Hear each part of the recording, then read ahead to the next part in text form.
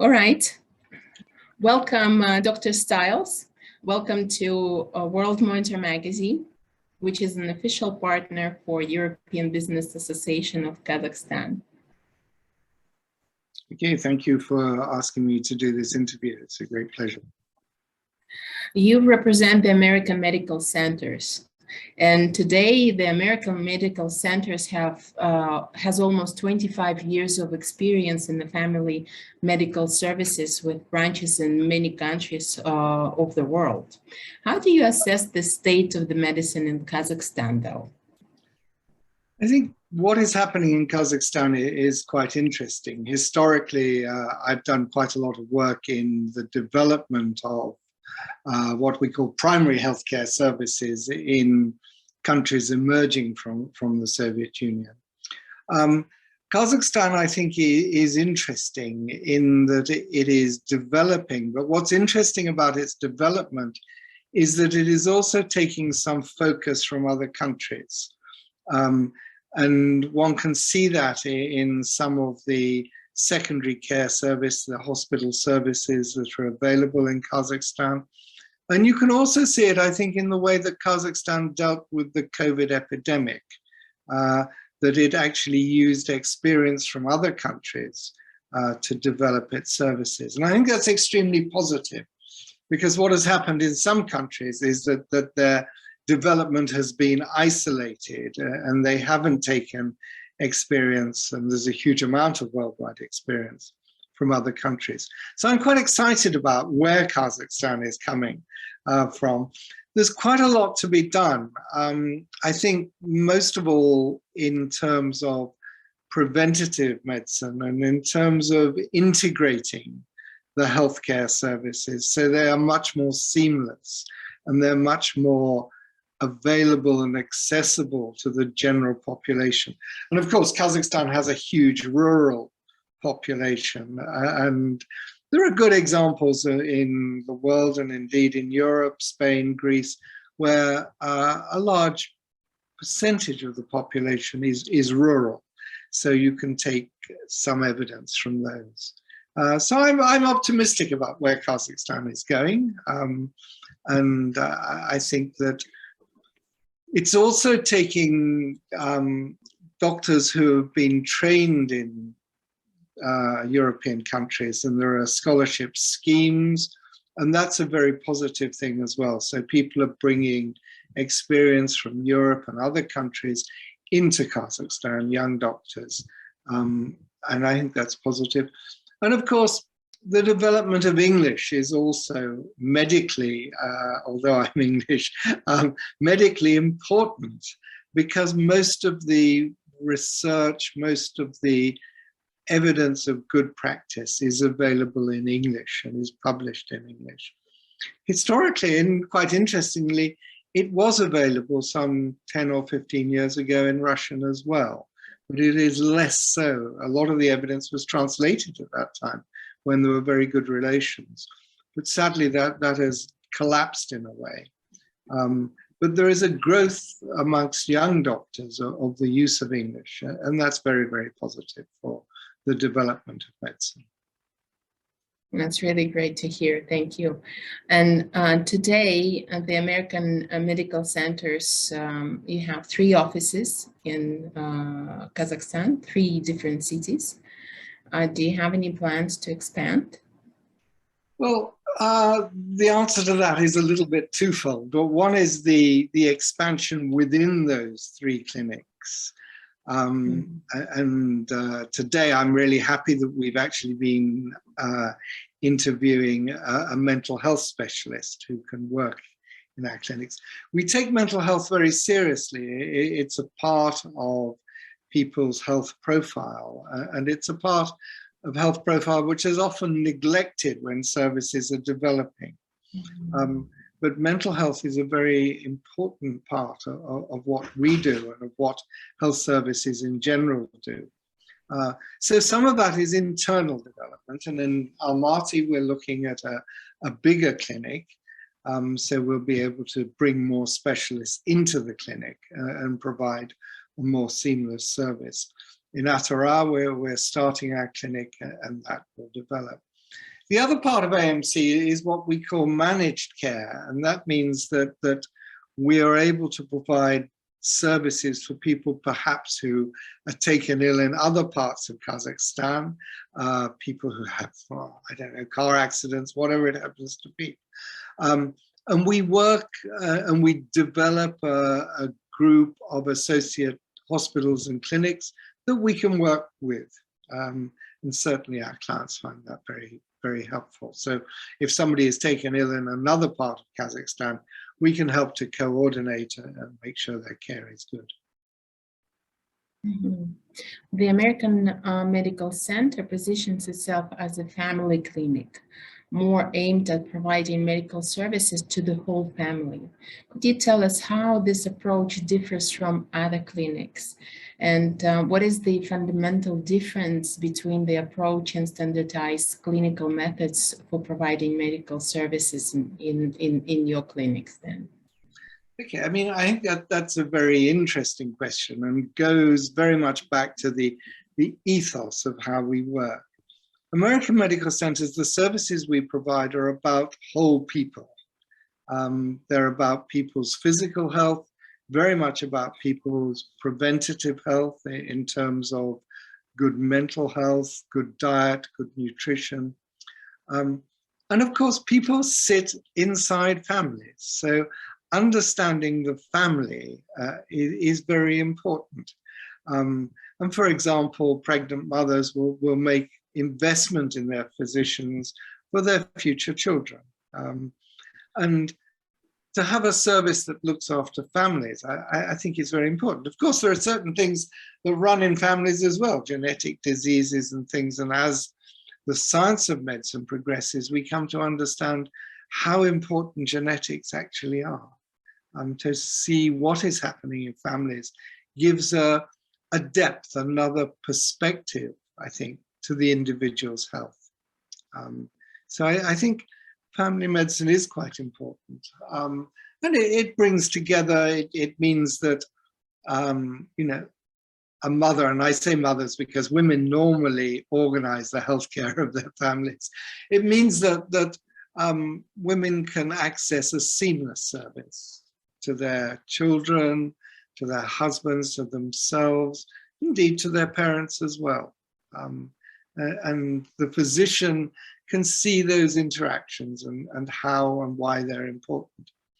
Particularly, I think, in the upbringing of children, there are several things that are important to be addressed on a family basis. And the most important of those, of course, is nutrition.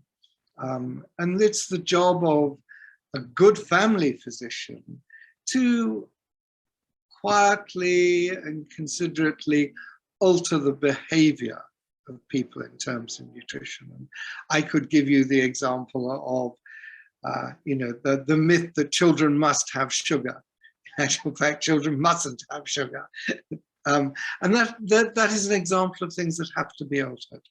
And it can be done by a good family physician. So that's why I think family medicine is important. So let me clarify this. Children should have sugar or shouldn't have sugar? Children shouldn't have sugar.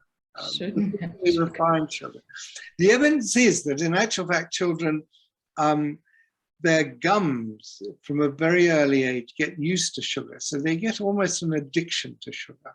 And of course, refined sugar is one of the causes of diabetes. And diabetes is a quite prevalent disease. It's quite actually prevalent in Kazakhstan as well. Mm-hmm. It's, if you look at populations, as populations develop and become more sophisticated, they become more diabetic. And as they become more diabetic, they also suffer from more heart disease. So removing sugar from people's diets is incredibly important. You touched a little bit about the benefits of this approach. But could you maybe a little bit elaborate on more of the benefits of this approach for the whole family, not only children, and maybe you have special programs with some kind of discounts or bonus system provisions in the clinic. Yes, we have programs for special groups of people in families. So we have a program for newborns in their first year of life. And then we have programs for pregnancy care. We have programs for general health care. And of course, if a family has those programs, they get a discount as well. Mm-hmm. We have other specific programs that people can purchase if they have worries, well women's programs, things like that. And we, I suppose you can use the word, we market, or we sell, or we present from time to time special programs. For example, quite recently in Kazakhstan, we were running a program for the diagnosis of diabetes that people could come and see. So a lot of our focus is actually about preventative health and about nutrition. We publish a regular magazine which also deals with many of those topics. Mm-hmm. You also for some of our major clients, perhaps banks, people, we offer corporate programs as well, which include often a complimentary medical check and special discounts. And working with some big banks, we've developed that service. Speaking of this, it sounds like you're working with corporations, and you work with individuals, you work with local people, and you also work with the expat community as well. Yes, we have a mixed community. We also look after quite a lot of, in Kazakhstan, there are some quite big schools, and they have an international basis, and we look after the teachers and some of the parents and children. Mm-hmm. Within your scope of services, you also have health insurance. And in this direction, are you also focused more on a family insurance, or can corporate clients also take out a medical insurance in your center? People can take in insurance as individuals, or a family can take a policy or mix a policy if they have a young child. If there are corporate groups, we're happy to negotiate not only what is in the policy, and for example, some large corporate groups may want something different for their top executives and something less comprehensive for their managerial staff. So we're very, very open to discussing and tailoring policies to what people need. Mm-hmm. If we go back to the model of your clinics, which is a family clinic model, where did this come from, and why are more and more medical centers in the world moving to this model? I think there are a number of reasons for that. One is about health economics, and it's, I think, generally understood that having family physicians, you can think of them as gatekeepers to the service. They make sure that services are used economically, and they do that in two ways. One is by actually providing some services themselves through skilled doctors, and the other is by making sure that people only see specialists or only use specialist services when it is necessary. Now that's done in I suppose a quiet way. It's not done in a very sort of controlled way, but economically it is quite effective. Also, family medicine provides generally good preventative services, or coordinates good preventative services. And that means that the many disease processes can be stopped before they develop. Or good screening programs, for example, for breast cancer or for cancer of the neck of the womb, can take place in family medicine quite effectively, and that helps to control the cost. I think the other development is about, there has been a little bit of a, what word would I use, renaissance, a rebirth of the concept that doctors need to talk to patients, and patients need to talk to doctors. And that has come about because I think medicine has become very, very technical. And people tend to now go and see the doctor and he says, oh, you have a pain, have a CT scan. That's not only very expensive, but it doesn't actually open up why the person has the pain. It doesn't allow people to talk about their anxieties. The pain may be psychologically related. So there has been that renaissance, and that's come both from doctors who felt that having time to talk to people enables them to use their experience. But it also comes from patients who want to have, not always, but on lots of occasions, want to have an ongoing relationship with a physician. And the evidence is that those sorts of relationships are much more effective in preventing care and in encouraging people to take up preventative medicine.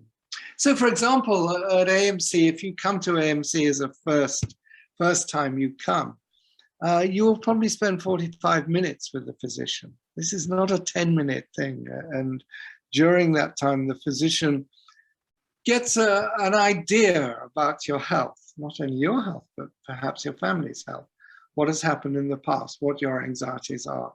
And of those 45 minutes, you have quite a lot of time to talk and develop that relationship with the physician. So those are the sort of emphasis that we put in family medicine in delivering our service. That does make a huge difference.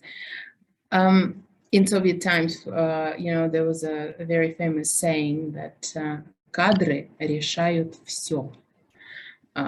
Basically, human resources decide everything, is a base for everything. And how do you solve this issue in your center? Because it's known that the competition in the medical services market today is very high. And why should the residents of Almaty, Astana, and Atyrau choose your center? What is the qualitative advantage of your centers? Okay, that is actually not a difficult question, because if you look at many of the centers, they provide really quite excellent medical care. People are going to get good medical care. But at AMC, we have a concept of something called the patient journey. That is the idea that when you're ill, not only do you have an illness to deal with, but you also have a lot of administrative difficulty. You have to make appointments, you might have to get translations, you have to go and have x-rays and things. And where AMC really differs, and where our patients, I think, are really satisfied, is that we manage that journey for them. So from the moment that they call us on the telephone to the moment that they get their discharge papers, they have one physician who takes care of that. And the team coordinates everything. If they're having a scan somewhere, a nurse goes with them. If they're in hospital, a nurse visits them, the doctor visits them. So their journey, the difficulties they have in administration, are completely taken care of. Everything that we do is electronic, and that means that we can not only provide good information for people, but we can also liaise with specialists in other countries. The other day I was talking to a neurosurgeon in Paris just 2 hours after a guy had fallen over and broken his back. And we had the MRI scan in Paris. So, we had the pictures in Paris. The internet shrinks everything. But that is about AMC. It is about managing that journey for the patient, coordinating all those difficult things, as well as providing first-class care. And we provide time, and we provide, I think, care as well, which is important. And what are the languages that you use in your centers? Okay, languages, English, I suppose, is the main operating language, because that is, because we look after a lot of expatriates, diplomats, people like that. But also all our clinics operate in Russian. Some of them in some of our physicians also obviously in Kazakh, and even occasionally in other languages. And we can provide, because we're a bigger group and we have quite a lot of staff, we can provide facilities in other languages. You know, there is a nurse, for example, in Ukraine still working, who speaks Arabic. So we can provide those different sorts of languages.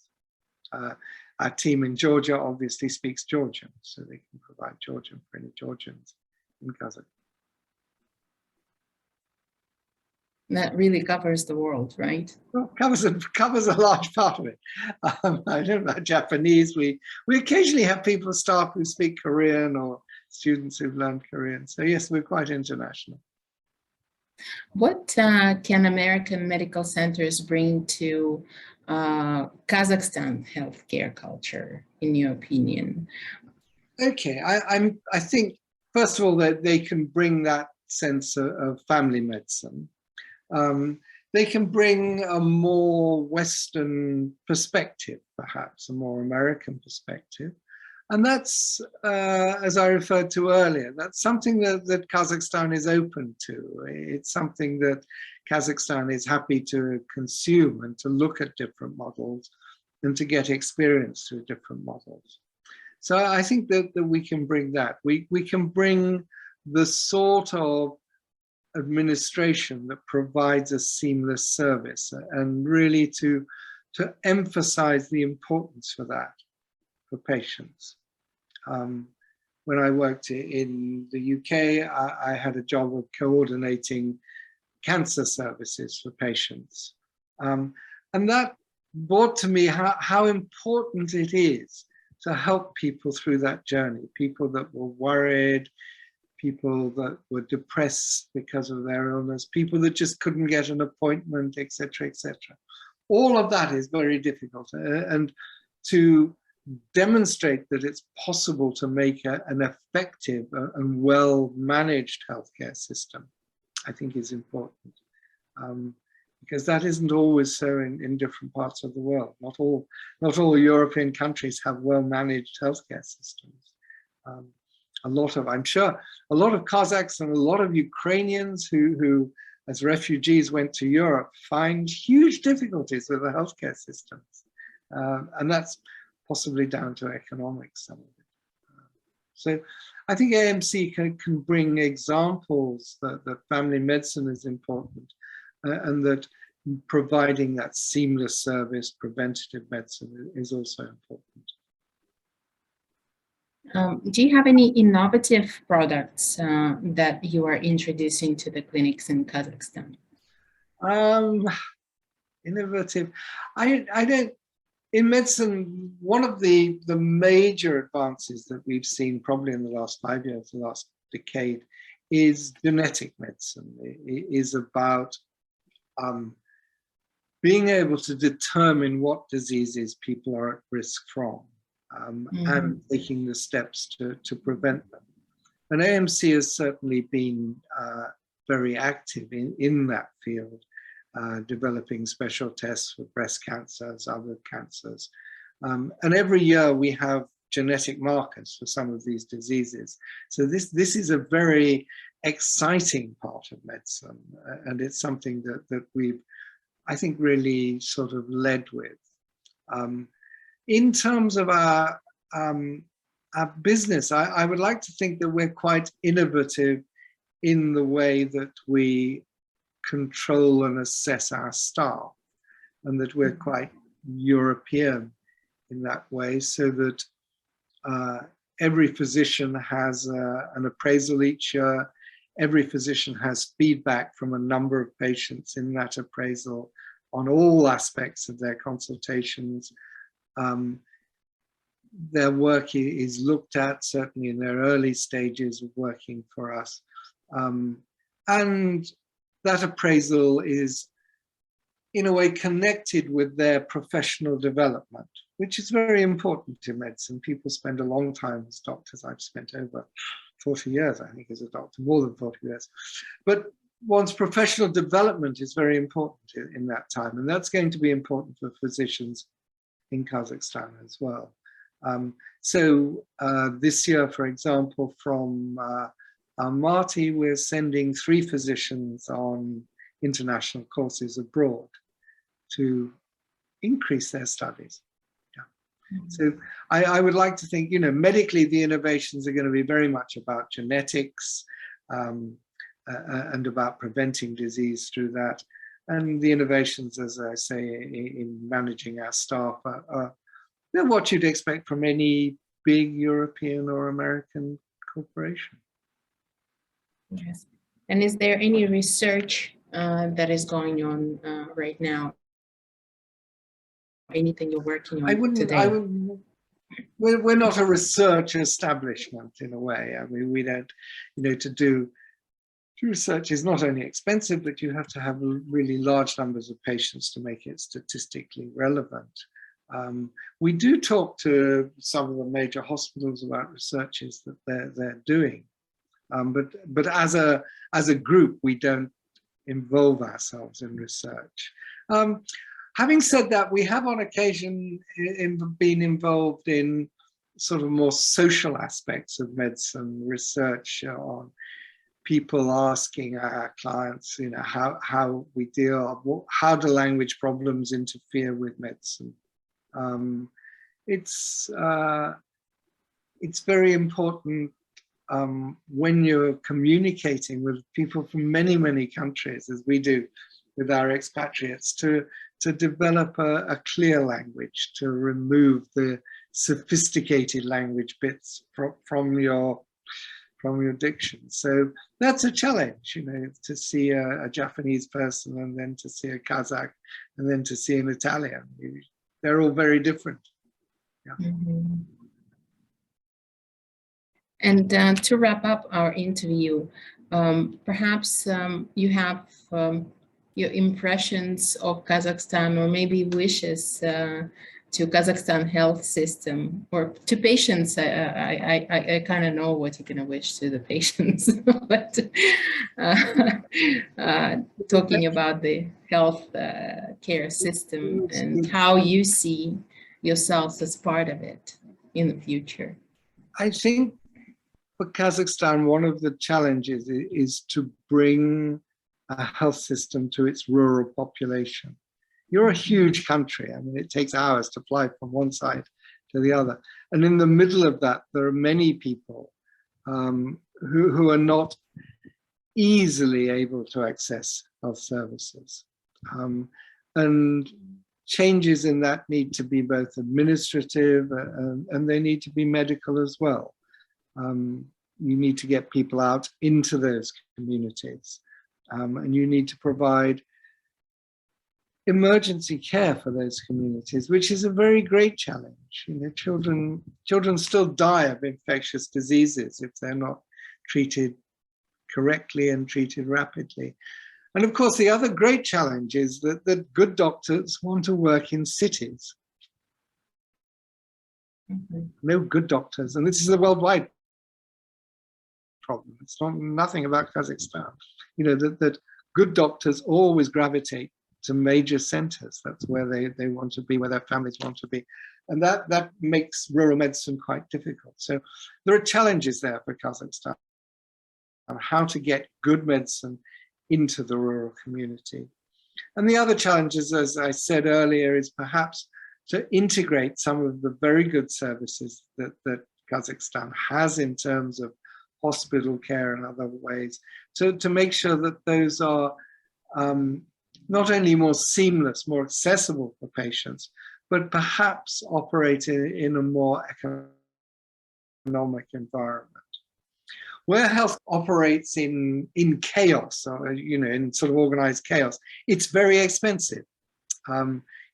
People end up going to specialists where they don't need to go to specialists. An awful lot of healthcare money is a role that family medicine has, is to perhaps control that, to understand that a person's stomach pain is probably due because they're worried they may have a cancer their father had, they don't need a gastroscopy. They need to understand what the problem is. So that is another challenge, is to bring healthcare to be more seamless, more accessible, and more economically viable than it is at the moment. You know, a lot of people spend a lot of money on healthcare. That's sometimes not necessary. And in terms of national money, it's a wastage of money. Mm-hmm. And of course, that money, the problem with healthcare is the money that is wasted isn't accessible to what I call, an English word, Cinderella services. So the money that is wasted doesn't become accessible to mental health services, those that have severe mental health illness. It doesn't become accessible to those that have disability, either in terms of learning disability or physical disability. These are the groups that in a chaotic healthcare system tend to get overlooked. They tend not to have the resources that other systems can provide for them. And that's why some people argue that insurance-based medicine is not an effective way of collecting tax for healthcare. Mm-hmm. And Estonia was one of the best countries that did insurance-based medicine. But something like 15% of the population was left out.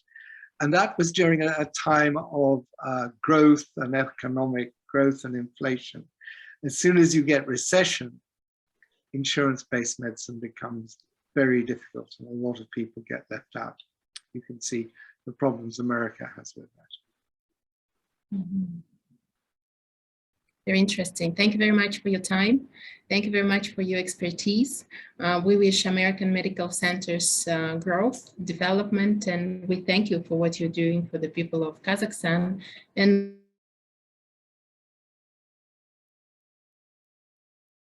also the expat community of the country. Thank you. So thank you and all the best.